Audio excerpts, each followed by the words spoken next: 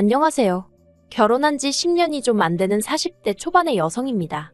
그간 시부모님의 억울한 대접 앞에서 제대로 한번 대들어보지 못하고 불쌍한 신랑만 잡고 산 며느리이기도 하고요.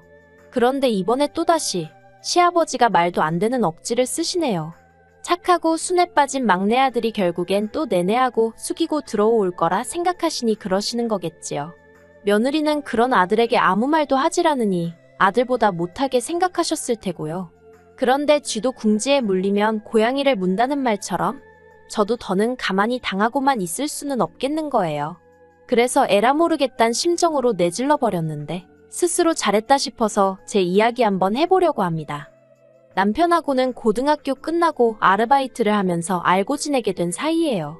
그렇게 9년을 알고 지내다가 뒤늦게 연인 사이가 되어서 4년을 더 만났습니다. 오랫동안 지켜봤던 탓에 서로를 알아가는 시간은 그다지 필요치 않았지만 연애 당시 남편이 계약직으로 일을 하고 있었거든요. 참고로 남편은 고졸에 대기업 생산직으로 입사한 상황이었어요. 그리고 남편은 전문직 직업을 가진 저에게 자기가 걸맞는 사람인지 모르겠다 하면서 자기도 정규직이 되든 이직을 하든 아무튼 자기 상황이 좀 더 안정적일 때 식을 올리고 싶다고 하더라고요. 그렇다 보니 저와 남편 서로 확신이 있었음에도 불구하고 연애 기간이 좀 길어졌네요. 저희 친정에서는 홍기찬 딸이 허송세월을 보내는 건 아닌지 걱정이 많으셨지만요. 그래도 정말 운 좋게 남편이 정규직으로 전환이 되면서 저희도 마침내 부부라는 결실을 맺게 되었지요. 남편은 세 남매 중 막내로 위로 신우랑 아주버님이 있어요. 그런데 남편은 신우하고는 사이가 그럭저럭 괜찮은 반면 아주버님하고는 영 좋지가 못합니다. 그리고 그 이유가 저희 시부모님은 뭐니뭐니 해도 장남이 최고라고 생각하시는 분들이셨기에 아주버님을 위해서라면 신우랑 저희 남편은 어떻게 되든 말든 크게 관심도 없으시거든요.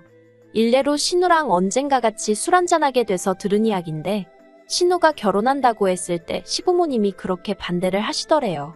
그리고 그 이유가 알고 보니 그 무렵 아주버님이 대학원에 가겠다고 난리도 아니었는데 그때가 저희 시부모님은 하시던 사업을 몇 번이나 망하시고 마지막으로 동네에서 작은 식당을 하고 계시던 때였던 거지요. 게다가 그나마 장사도 되질 않아서 그 잘난 장남아들 대학원비를 내주실 여력이 안 되셨고요. 그러니까 그 불똥이 신우한테 튀어서는 아무리 그래도 혈육이 먼저 아니겠냐며 장남이 잘 돼야 집안이 잘 돌아간다며 결혼자금은 아주버님 학비로 먼저 쓰라고 하셨답니다. 그래서 신우가 싫다고 하니까 급기야는 신우더러 남자애 환장했냐고 그러시더래요. 그러면서 머리카락을 다 잘라놓겠다고. 그리고 그 말에 열받은 신우가 에라 모르겠단 심정으로 시매부와 혼인신고부터 해버리고는 식장에 올 테면 오시고 말 테면 마시라며 결혼을 밀어붙였다는 거예요. 그리고 이후로 신우는 지금까지 시부모님에게 감정이 좋지 못해서 생일이나 명절처럼 특별한 일이 있지 않고는 굳이 시댁에 발걸음을 하지 않아요. 이런 속사정을 알기 전에는 어쩌면 딸이 돼서는 저렇게 매정할까 싶었는데 알고 보니 다 그럴 만한 이유가 있었던 거지요. 그럼 저희 아주버님은 어떤 사람이냐면요. 솔직히 제가 결혼 전부터 시작해서 남편이나 신우에게 아주버님 때문에 받은 차별이라던가 여러 이야기를 듣긴 했지만 저에게 직접적으로 준 피해는 없었거든요. 일부러 저를 골탕 먹이고 그런 것도 없었고요. 그래서 원래는 딱히 나쁜 감정 같은 건 없었어요. 그런데 며느리가 돼서 옆에서 지켜보니까 시부모님이 자식 셋을 대할 때 달라도 너무 다르게 대하시는 거예요. 결혼자금 이런 건 말해 뭐 하겠어요. 신우 자기가 모은 돈 갖고 시집 갔고 저희 남편도 시부모님 도움 하나도 안 받고 저랑 결혼했는데 아주버님은 1억 받아 장가 가셨단 소리 듣곤 솔직히 황당했던 게 사실입니다. 하지만 이거야 시부모님이 당신 재산 그렇게 쓰시겠다는데 자식은 물론이고 며느리인 제가 뭐라고 하겠어요. 그냥 속으로 서운하다 생각할 뿐이었죠. 하지만 정말 저를 빈정상하게 했던 건 시부모님이 먹는 걸로 자식들을 차별하신 거예요. 예를 들어 저희 부부나 신우네가 시댁에 가면 그냥 냉장고에 있는 반찬 꺼내서 대충 차려 먹는 식이라면 아주버님네가 시댁에 가면 상다리가 부러질 만큼 그리고 그 위에는 한우부터 시작해서 온갖 육해공산의 진미가 다 올라가더라고요. 한마디로 저희가 평소에 먹는 반찬은 아주버님 밥상에선 감히 올려선 안 되는 음식이었지요. 그리고 더 열받는 건 그렇게 차별을 하시면서도 시쳇말로 잡일 막일 심부름. 온갖 기사 노릇이 필요할 때면 저희 남편을 찾으셨다는 거예요. 순에 빠진 남편은 시부모님이 뭐라도 말씀을 하시면 뒤에서는 궁시렁거릴지언정 앞에선 싫다 소리 한번 제대로 못하고 시키는 대로 했고요. 그리고 그 꼴을 옆에서 보고 있는 제 속은 타들어갔지요. 말이 나와서 말이지만 무슨 좋은 꼴을 보겠다고 그런 취급을 받으면서도 막말로 시부모님을 끊어내지 못하나 싶을 때도 많았어요. 얼마나 답답했던지 오죽하면 언젠가 제가 남편더러 그러지 말고 막말로 당신도 한번 들이받으라고 한 적도 있다니까요. 그런데 남편 반응은 그래서 뭐가 남겠냐입니다. 하루가 다르게 나이 들어가는 시부모님 염장질러서 우리한테 좋을 게 뭐가 있겠냐면서 자기가 따지고든들 딱히 뭐가 달라질 것 같지도 않다나요. 사실 남편 말도 일리는 있었던 게 시부모님 두 분 다 누가 더하고더라고 할 것 없이 성격이 보통이 아니셨어요. 그러니 그렇게 종부리듯 하고도 고맙다 소리는커녕 욕만 바가지로 하셨겠지요. 그렇다고 막말로 나한테 사과 좀 해주세요 하고 싶은 것도 아니었으니 그냥 마음을 비우고 살게 된 것 같아요. 아무튼 신혼에는 어떤 생각으로 살았는지 몰라도 적어도 저랑 남편은 우리는 우리끼리 잘 살면 된다 그렇게 생각했네요. 그런데 시아버지의 허리디스크와 시어머니의 간암이 연달아 발견되면서 상황이 생각지도 못한 곳으로 흘러갔습니다. 그리고 시아버지의 허리디스크도 상황이 좋지 않았지만 진짜 문제는 시어머니셨지요. 간암이 원래 소리 없는 침묵의 암인이었더니 하더니 이미 손쓸 도리가 없었거든요. 그래서 발견되고 한 달도 되지 않아 세상을 떠나시대요. 그리고 시아버지도 허리디스크 수술을 받으셨습니다. 다행히 수술과 입원 과정에서 간병인을 썼기에 자식들이 크게 고생은 안 했어요. 물론 저나 저희 남편이야 잔심부름 때문에 이리저리 불려다니긴 했지만 매번 당하던 일이라고 표현해야 할지 아무튼 그래서 그럭저럭 넘어갔다 싶었지요. 그런데 상황이 예상치 못한 곳으로 흘러갔습니다. 이제 시어머니도 돌아가시고 안 계신 마당에 시아버지께서 수술까지 하시고 나니 아무래도 거동도 불편하시고 여러 가지로 버거우셨던 모양이에요. 급기야 합가 이야기를 꺼내셨거든요. 그런데 어이없게도 그 대상은 바로 저희 가족이었습니다. 저희랑 합가를 하고 싶으시다는 거예요. 당연히 싫었고 안 된다고 했어요. 그리고 고맙게도 신우까지 나서서는 시아버지더러 말도 안 되는 소리 하지 마시라고 그 잘난 장남도 따모하냐면서 장남이랑 사시라고 아주 난리를 쳐주었습니다. 게다가 거기서 그치지 않고 아주버님한테도 전화해서 그만큼 지원받아서 그 정도 해놓고 살면 자식돌이는 하라고 네가 사람이 맞긴 하냐 하면서 악을 썼더라고요. 그런데 그래도 전 평소에 아주버님이 경우는 있는 분이라고 생각했는데 시아버지 일로 만나자 해서 나갔더니 무슨 말 같지도 않은 소리를 꺼내왔습니다. 한다는 말이 자기가 계산을 해봤는데 이제껏 시부모님이 자기한테 해주신 지원이 돈으로 환산하면 4억쯤 되는 것 같다면서 자기가 그 돈 토해낸다고 저희 남편이랑 신우한테 1억 3천씩 줄 테니까 그거 받고 시아버지 똑같이 나눠서 봉양을 했으면 좋겠다는 거예요. 그리고 그 말이 끝나기가 무섭게 신우가 아주버님더러 제정신이냐고 악다구니를 썼어요. 그럼 네가 우리 그 시절로 데리고 돌아가서 대학을 보내줄 거냐? 결혼할 때 돈을 보태줄 거냐? 이제 와서 그깟 돈으로 뭘 하라는 거냐면서 정말이지 틀린 말 한마디 없이 퍼붓더라고요. 그리고는 아주버님한테는 받았을 땐 이런 날이 올지 몰랐냐면서 네가 책임지라 하더니 저희 부부한테는 행여나 아버지 모신다고 하지 말고 니들이나 니들 인생 즐겁게 살라고 하대요. 모시고 사내 어쩌네 하면 자기랑 영끈을 각오하라면서요. 그런데 그 일이 있고 얼마 후 이번엔 시아버지가 직접 저희와 신우를 부르셨어요.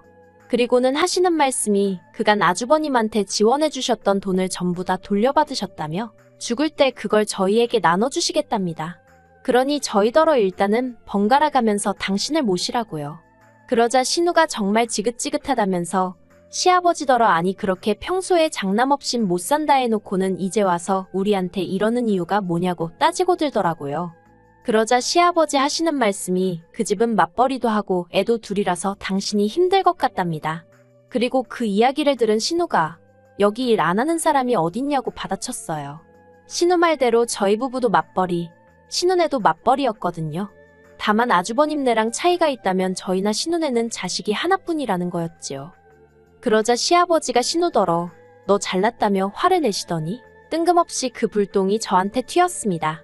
시아버지께선 갑자기 저더러 너는 시집와서 한 게 뭐가 있냐며 아들을 낳은 것도 아니고 도대체 정신머리를 어디다 두고 살았길래 시어머니가 그렇게 될 때까지 몰랐냐는 거예요. 며느리가 돼서는 시어머니 건강 하나도 못 챙기고 정말 화가 나신다나요? 그리고 그 소리를 들으니 마치 망치로 뒤통수를 한 대 맞은 것처럼 정신이 들었습니다. 며느리가 저만 있는 것도 아니고 엄밀히 말하면 맏며느리인 형님한테 먼저 책임을 물으셔야 하는 거 아닌가 싶고, 그래서 왜 저한테만 이러시냐니까 그냥 저 하는 꼬라지를 보면 답답하고 속이 터진답니다.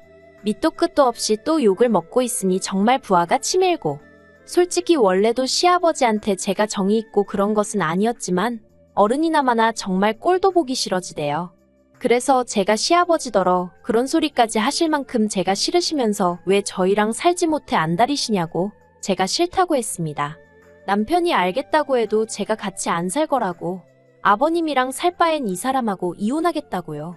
그러자 시아버지가 깜짝 놀라셨는지 무슨 말을 그렇게 하냐입니다.